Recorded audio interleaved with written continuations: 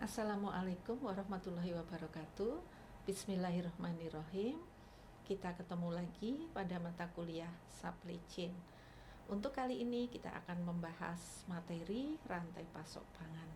Seperti diketahui bahwa pangan merupakan komoditas yang sangat krusial dan selalu dibutuhkan oleh masyarakat.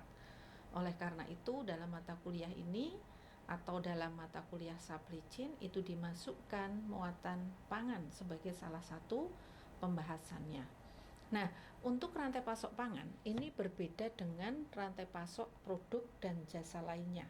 Sebagai contoh, kalau kita bicara rantai pasok cabai merah, itu akan berbeda dengan kita bicara rantai pasok sepeda motor atau rantai pasok handphone gitu ya. Nah, perbedaan itu terletak pada adanya perubahan yang terus-menerus dan signifikan terhadap kualitas produk pangan itu sendiri pada seluruh rantai pasok hingga produk tersebut dikonsumsi oleh konsumen. Nah, kalau kita bicara produk pangan, maka kita bisa membedakan produk pangan itu menjadi produk pangan segar dan produk pangan olahan. Nah, seperti kita ketahui bahwa bidang pertanian itu menghasilkan produk mayoritas segar gitu ya, sehingga kita bisa melihat adanya sayuran segar, kemudian aneka bunga dan juga buah-buahan.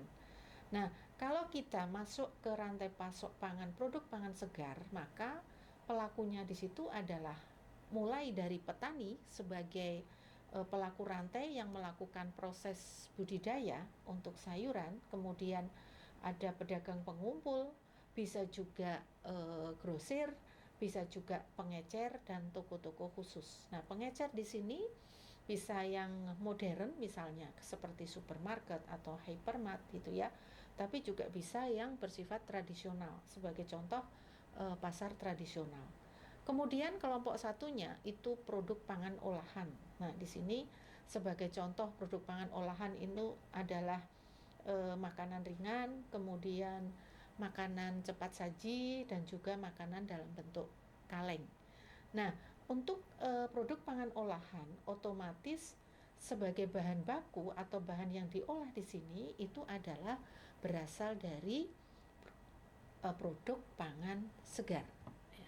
Nah, ada satu metode atau ada satu kerangka pendekatan yang disebut sebagai food supply chain network, di mana nanti food supply chain network ini bisa digunakan untuk menggambarkan, juga untuk menganalisis dan untuk mengembangkan sebuah rantai pasok pangan.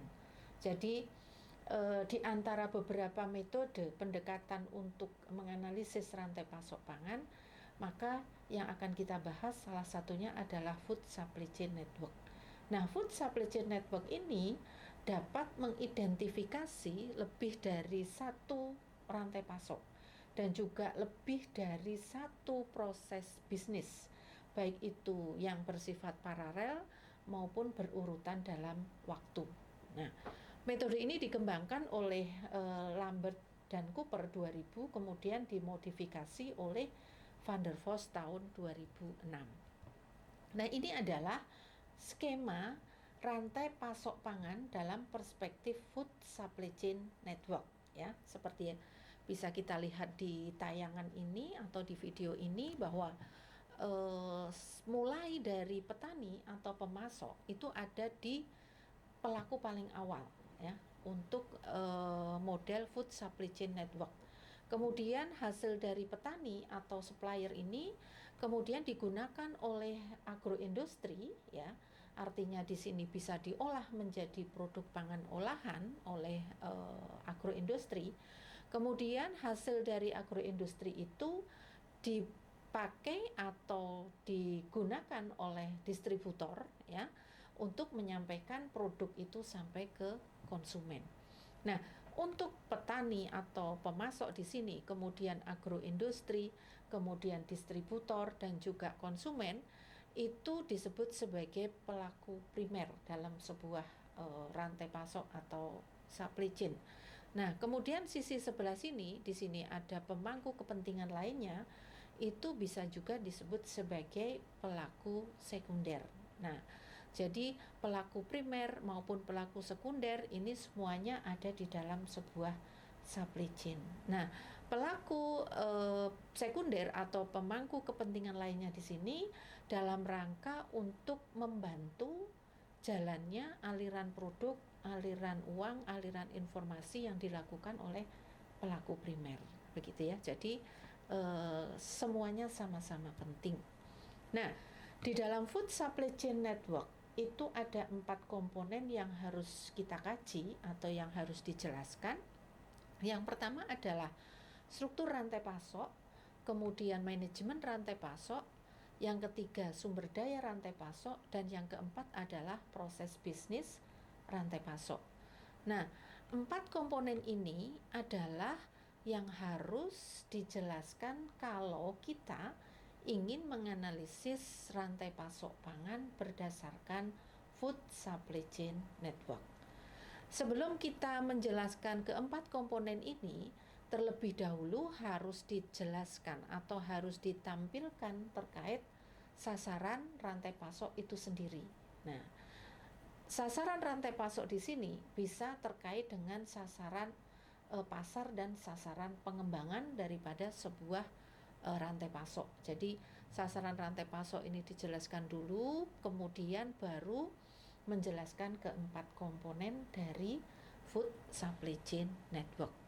Nah, berikut ini adalah indikator-indikator dari 4 komponen dalam food supply chain network ya. Tadi sudah saya sebutkan ada sasaran rantai pasok yang ini terdiri dari sasaran pasar dan sasaran pengembangan. Kalau sasaran rantai pasok ini sudah dijelaskan, kemudian mengarah ke 4 komponen yang ada di lingkaran ini. Yang tadi sudah saya sebutkan, ada struktur rantai pasok, ada manajemen rantai pasok, kemudian ada sumber daya rantai pasok, dan proses bisnis rantai pasok. Nah, pada struktur rantai pasok ini harus dijelaskan terkait pelaku-pelaku yang ada di dalam rantai pasok atau supply chain produk pangan itu, dan juga peran dari setiap pelaku yang terlibat di dalam rantai pasok tersebut. Jadi ada 2 item yang harus dijelaskan di dalam struktur rantai pasok, yaitu pelaku dan peran atau aktivitas daripada pelaku tersebut.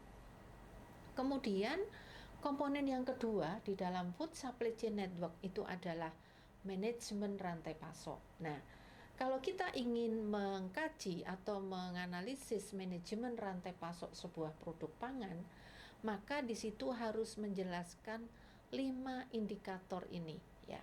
5 indikator tersebut adalah pemilihan mitra, kemudian kesepakatan kontraktual, sistem transaksi, dukungan pemerintah, dan kolaborasi rantai pasok.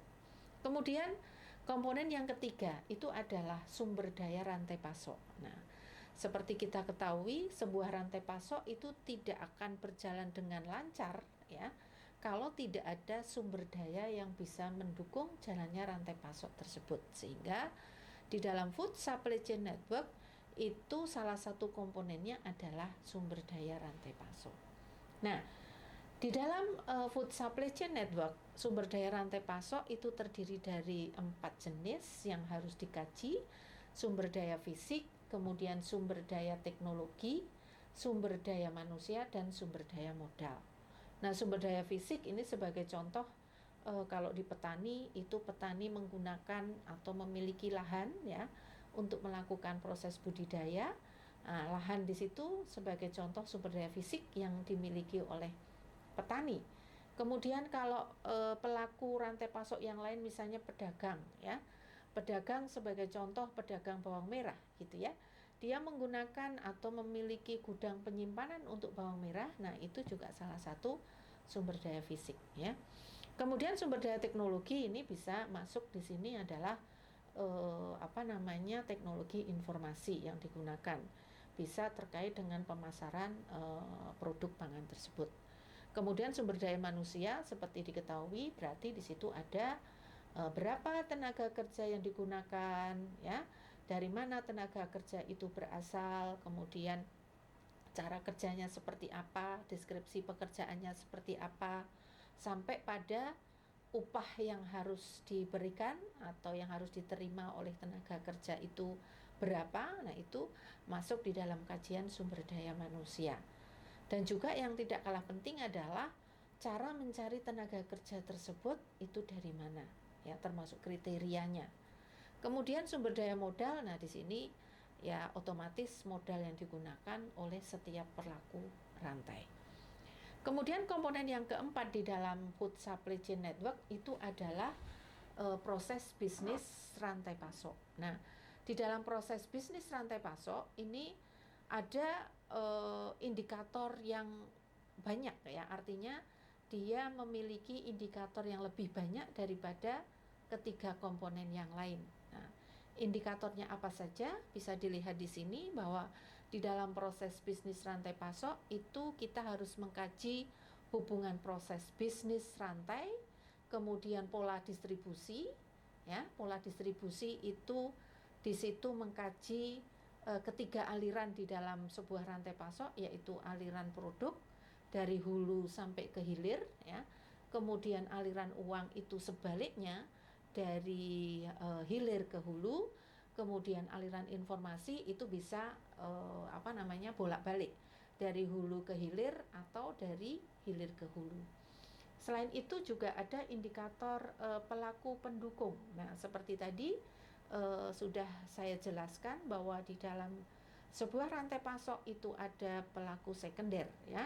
Nah, di sini bisa disebut juga pelaku pendukung. Nah, itu juga perlu dijelaskan di dalam proses bisnis rantai pasok. Selain itu juga ada indikator perencanaan dan penelitian kolaborasi. Nah, tentunya untuk melihat pengembangan sebuah rantai pasok itu perlu dikaji juga riset-riset yang sudah dilakukan, kemudian perencanaan-perencanaan, mungkin kebijakan-kebijakan pemerintah terkait dengan komoditas yang kita teliti untuk supply chain-nya atau rantai pasoknya. Nah, itu perlu ditampilkan. Nah, nanti bisa dicari kebijakan-kebijakan pemerintah yang terkait dengan komoditas dan juga riset-riset yang sudah dilakukan, baik itu oleh sebuah perguruan tinggi atau oleh pemerintah, misalnya Dinas Pertanian, begitu ya. Nah, itu bisa kita gunakan sebagai bahan untuk menjelaskan proses bisnis rantai pasok. Selain itu juga ada indikator jaminan identitas merek. Jadi kalau kita meneliti proses bisnis rantai pasok sebuah produk pangan, di mana produk pangannya itu sudah memiliki merek tertentu, maka di sini harus dijelaskan, ya, mereknya itu apa, kemudian sejarah munculnya merek, ya, termasuk juga arti daripada merek atau simbol di produk itu apa. Nah, itu bisa dijelaskan di dalam bagian jaminan identitas merek. Kemudian ada aspek resiko, ya. Di dalam proses bisnis rantai pasok juga harus dijelaskan resiko-resiko yang dihadapi oleh pelaku rantai. Sebagai contoh, petani itu menghadapi resiko produksi, gitu ya. Kemudian resiko harga, ya. Kemudian juga resiko gagal panen tadi, resiko produksi, ya. Kemudian ada resiko pasar, gitu ya, resiko kualitas. Nah, demikian pula juga pelaku yang lain, misalnya pedagang pengumpul, gitu ya. Mereka lekat dengan atau mereka menghadapi resiko harga, resiko pasar, mungkin juga resiko kemitraan, gitu ya. Demikian pula pelaku-pelaku yang lain di dalam sebuah supply chain. Sehingga di dalam proses bisnis ini nanti perlu dijelaskan resiko apa saja yang dihadapi oleh semua pelaku rantai pasok di dalam sebuah rantai pasok pangan. Nah, kemudian indikator terakhir di dalam proses bisnis rantai pasok itu adalah trust building, atau bagaimana membangun kepercayaan di antara pelaku-pelaku rantai. Karena di dalam sebuah rantai pasok itu komunikasi dan koordinasi itu penting sekali, ya. Sehingga di sini perlu dijelaskan bagaimana cara membangun kepercayaan di antara pelaku-pelaku yang ada di dalam sebuah rantai pasok. Nah, harapannya dengan trust building ini nanti sebuah rantai pasok ini bisa berjalan dengan efisien gitu ya. Nah, demikian penjelasan dari saya terkait topik rantai pasok pangan. Terima kasih. Saya tutup sampai di sini. Alhamdulillahirabbil alamin. Assalamualaikum warahmatullahi wabarakatuh.